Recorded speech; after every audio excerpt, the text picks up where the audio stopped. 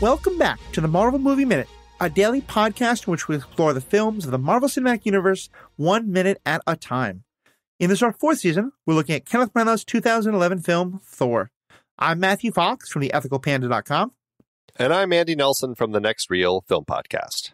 And today we're talking about minute 102, which begins with the scientists three looking up at the sky and ends with a slow pan up to the upside-down world of Asgard, very similar to what we got in the beginning exposition of the movie. Joining us on the show today, as every day this week, is Will Freeland from the Hype Is My Superpower podcast. Will, you mentioned that you are a comics guy. What got you into comics, especially into Marvel? Ooh, good question. What got me into comics? I think, honestly, Saturday morning cartoons. Growing up watching Nice. the Batman animated series, Spider-Man animated series, X-Men, all that kind of stuff. And the real life parallels between the what the characters go through in the comics and life. And I really identified with the story of Peter Parker. Not necessarily that my parents are dead and I'm raised by my aunt and uncle, but just the Spider-Man story is very much, it's equal parts Peter Parker as it is Spider-Man, whereas a lot of other stories focus more on the hero and not the civilian side. And the struggle between the two gets highlighted a lot in Amazing Spider-Man. And I have a hero and a big brother complex. And so that just resonated with me growing up. Nice. Yeah, well, we'll definitely have a lot more to say about that and a lot more right after this.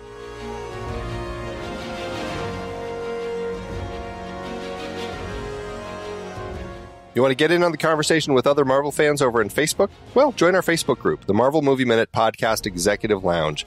Go to truestory.fm/Marvel Movie Minute and just click on the Facebook link. It's that easy.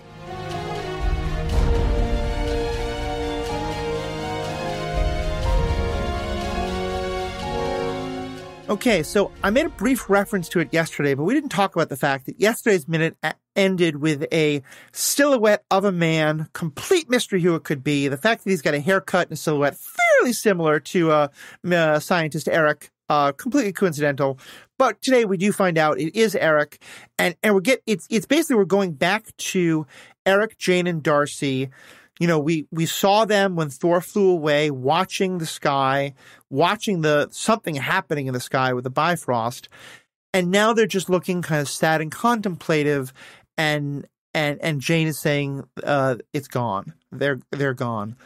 What do you get out of this moment here? Because it's a very powerful moment, especially with the music and them just kind of staring at this beautiful sunset kind of a scene happening. What's going on in this moment? And we just get their backs, which, Right. really is just like this. We're at the end of things, and it is kind of a sad thing. We've left, this magical world behind. In fact, we're seeing kind of the clouds above them, the remnants of what had been there disappearing. And because last time it was this giant foreboding thing over their head. And now it's just nothing. And you get that beautiful magic hour sunset, which is just, it's really a stunning shot. And this whole minute is virtually one shot, except for we have one cutaway to Jane's face. But otherwise it's this whole shot. There's a little bit of effects at the end of it, but it really is like a very patient Midgardian goodbye is kind of what we have here. And it's with Patrick Doyle's that just simple piano version of Thor's theme that's very melancholic. It's a very kind of a heartbreaking little moment we have here. Yeah. I guess focusing on the beginning of the minute, having only been introduced to these characters for part of one movie, it was nice. They kind of got their own little moment. Darcy kind of looks down and walks off, kind of just like, man, we missed our cool meow stuff. I guess back to being a scientist. I'll walk away. Selvig has this kind of father figure. I'm so sorry for the pain you're about to go through.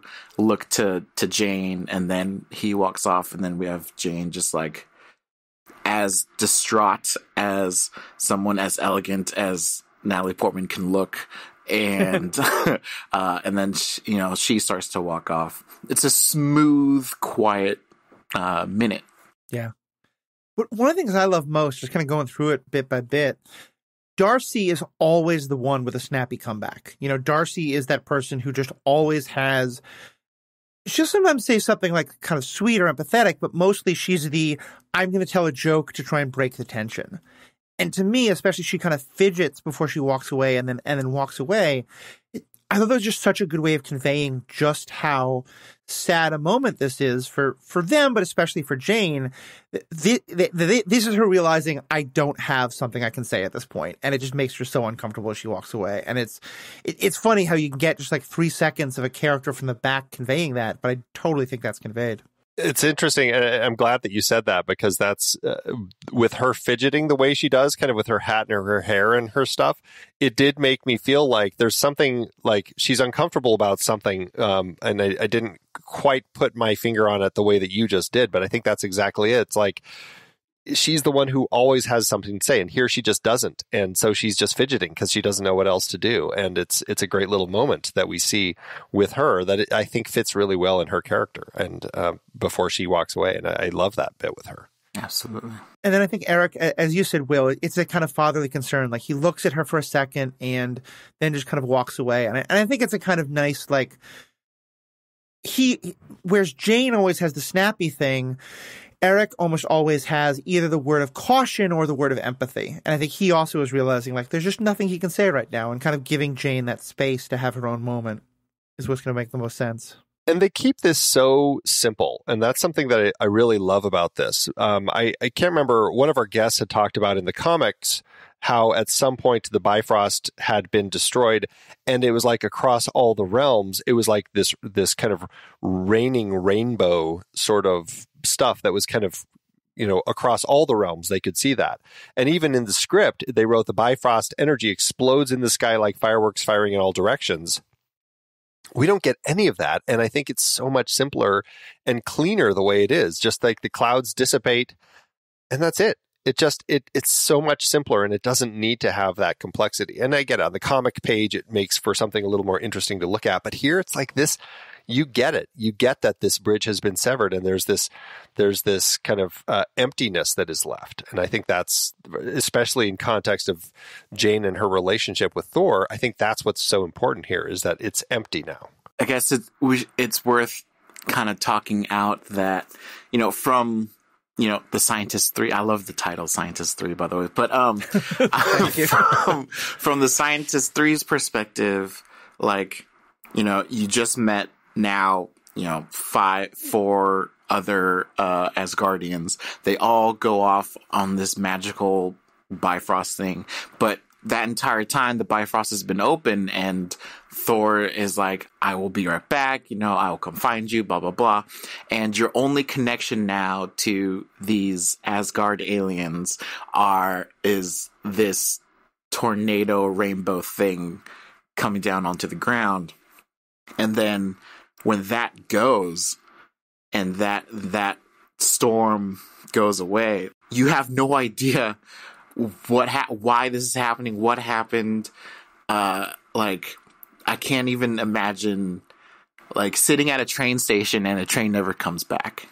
Yeah, I think that's such a good way of putting it. And I think I love what you're saying about kind of the connection they built, because you remember the start of this movie, even like after she hits him with a car twice, like, Jane's main interest is still like proving her theories correct. And Erik's is like helping her, but also protecting her. All 3 of them have now realized, like, they have hit the pinnacle of their scientific research. Everything that they've been studying has been proven true. And granted, some of the access to more evidence has been destroyed.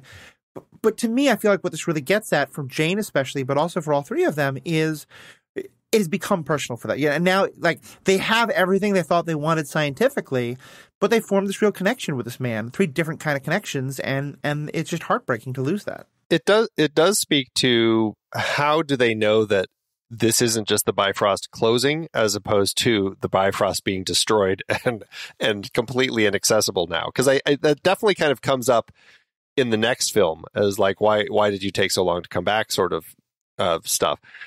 So there is an element of that. I feel like when Jane says it's gone and the way that everything is played here, that they read this as this is different than what we've experienced before. It really feels like something has broken and it's not going to work again. But it does make me wonder, like, what about it does seem different to them specifically? And, I don't think it's in the film necessarily, but it is one of those things, like, why does this feel different for them, I think part of it for me also, because I read your note in the notes and I was thinking about, you're right, we didn't see what they saw that led them to leave it broke. And so my first reaction is, of course, I want to see that. But then I started thinking about what would that look like. As much as there's sort of a moment here where you're not sure why they feel that, I can't imagine anything they can show in the sky that would be definitive proof that wouldn't just look so cheesy and ridiculous. Like, I don't know how they could do that in any kind of a way. And so I sort of feel like it's a little bit of a punt to not show it, but I think it would make it makes a better movie to do it that way. Yeah, it makes it more poetic. Yeah. I imagine the rainbow light flickering and then closing as opposed to just like coming up, I guess, but it would make it look like a lamp. So maybe just do it the way they did. Yeah. It's hard to do. Yeah. Around like 30 seconds in, when Jane starts to walk back, there's one difference that I don't know if they're doing a symbolism thing or not, but like throughout the movie, every time they see the like runic symbols on the ground, they treat it like holy ground, and they don't do anything other than like maybe touch it with their fingertips, and like they want to preserve it the best they can. But then in this scene, they just walk right through it, going back to the van. And it's kind of like a closing of that chapter symbolism type thing. I don't know. It could just be, all right, in the script, you guys just walk back. But in case Branagh wanted to portray that at all, it has been noticed by at least one guy. And I did think that was kind of, there was like a different, it shows like a, they're viewing this stuff in this chapter of their lives differently, like it's closed now. Especially because, I mean, when we do cut to that close-up of Jane, she's looking down. Like, she is looking at the markings on the ground. She's not looking up to the sky to kind of look at where Thor went. She is looking at those marks. And so I think that you're right. I bet that they had a conversation about, no, walk right over it. Earlier, you were like at the very beginning of the film, she's like, don't step on it. We got to preserve this, all of that. And here it's just like, they know what it is. And it's like, it's closed now. And so that may be the element that most says, we understand that this is broken now and it can't be brought back. So, yeah, I'm so glad I somehow was thinking that I knew they were all on the edge, but somehow I thought they were like, it was all behind them. So they were walking away from it. I didn't realize they were walking over it, but I think it underscores all the sense of how different they are from the start of the movie. I do now need to bring up though, because I think this is a wonderfully poignant 25 seconds or so, and then a wonderfully poignant another 15 seconds or so. But the shot to her face, like, I agree with you. It's she is such an elegant looking person. She's gorgeous. She's a very powerful actress. This shot to me is so bad because there's something about the angle of it that, like, I don't know. It just, I think mostly it's the fact that like her eyelashes take up like a fifth of the shot. Like they're just, I've never been more aware of someone wearing a lot of mascara than I was in that shot. And like, I think, Annie, you noticed something weird about her eyebrows. Like it felt like that shot does not convey the sense that I think it was meant to, at least not to me. Yeah, the angle of it throws her left eyebrow up at kind of a funny angle, and so it looks like it's going higher over her eye than it normally would. And so yeah, it just everything seems a little off. And so I agree with you. It's like And I appreciate the Dutch angles. I know Branagh has been using them throughout the whole film. And to a point that you made way back, the Dutch angle throws off kind of that stability for the character. And so in context of Jane right now, it absolutely makes sense to kind of use the Dutch angle here. It's just this particular angle just doesn't feel quite right. And I wish that they had found a different way to kind of approach that. Definitely. Yeah, just the eyelashes. I just don't get it. I don't get why that was the focus. That might be the reason why it didn't land for me. But yeah, like I know she's trying to look really sad. It didn't really land for me. I didn't know why, but maybe that's what it is. Yeah.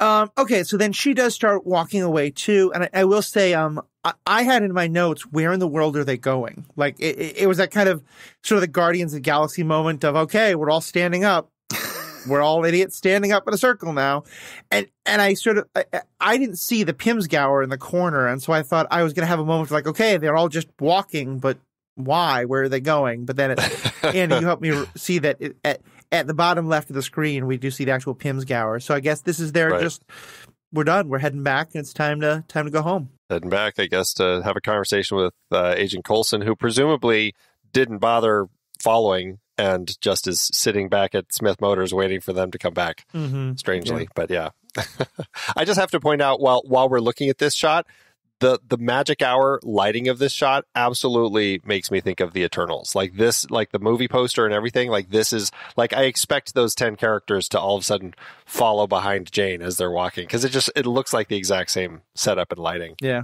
I can see that.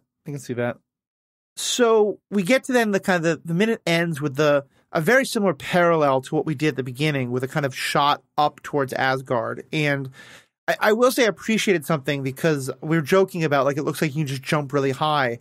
At first, I thought it was that the clouds at the top of the sky are the bottom of Asgard. And I was going, that's almost the, like, floating over Oklahoma stuff you were talking about, Will. But here, at least there's clouds, then there's a bunch of space, and then there's another set of clouds.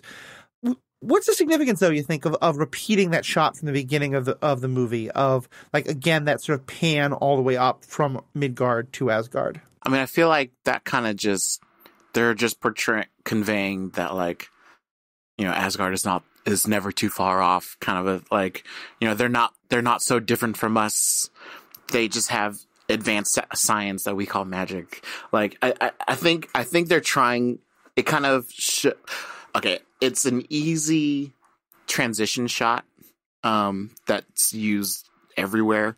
And it's good enough. I like it, but I think the choice to do that, as opposed to a panning to the left or right, or just a like star swipe or any sort of other transition, I think is just showing, hey, look, Asgard is right there. We see them as gods, but they are just as human as you and I, quote unquote. Also bookends the movie. Exactly. And then in cinematic language, I mean, I think there's definitely something with that kind of that repeated moment that we have that just kind of brings that connection back together that we saw earlier, and now we see it again. And it's nice. I mean, it's nice effects, and it's a nice way to kind of just, as you said, it keeps that connection between these two realms. Yeah, I think it's a nice little moment. Very powerful. All right, I think that's about all that I had for the moment. Any other last things from either of you? No, this is it's a beautiful, simple minute. Yeah.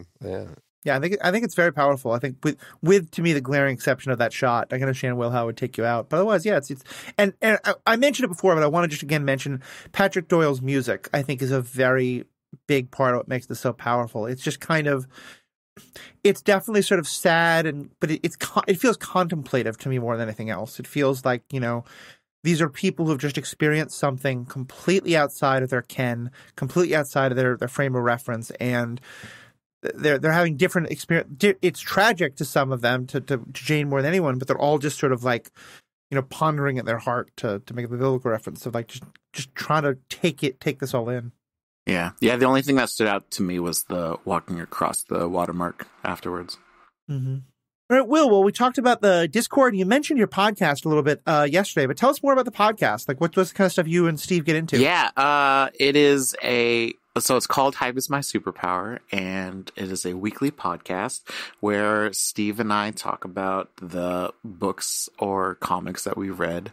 Not to say that comics aren't books, that we read in the previous week. I say books also because we just finished going over this novel that Steve has been reading and has read like 5 times. It's called Nomon. It's kind of a mind F, and it is an amazing read for anyone who is interested. The first couple chapters are kind of weird, but it all starts blending together. I talk about Marvel Comics. I read any and all mainline 616 Marvel, and then some alternate universe Marvel stuff. That is my pride and joy. I've read maybe 2 DC comics in my life, and I guess I'm going to be reading a little bit more Yes. with Matthew. But yeah, so it comes out every like Thursday-ish, Friday-ish, depending on our editing schedules. And yeah, take a look. It's on like every podcast platform. Hype Is My Superpower. Yeah, definitely check it out. I'm someone who, as I've said a couple times on this podcast, I don't read comics very often. What I think I like about your podcast the most is I'm sure if people have read the comic, they get so much more out of it. But for me, you all do such a good job of summarizing the story at the beginning that I feel like there's never a moment where I feel like I am left out of the conversation because I haven't read the thing that you're talking about. And to me, that's just such a great thing to be able to do. So check out that podcast. Of course, check out all the other great podcasts here on the Next Reel family of podcasts. So much great conversation happening about different movies and different perspectives and things like that.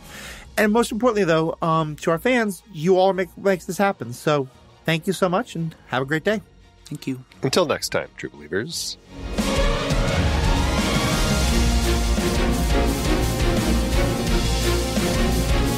Marvel Movie Minute is a production of True Story FM, engineering by Andy Nelson. This season's music is One Last Ride by Martin Puringer. Find the show at truestory.fm, and if your podcast app allows ratings and reviews, consider doing that for this show.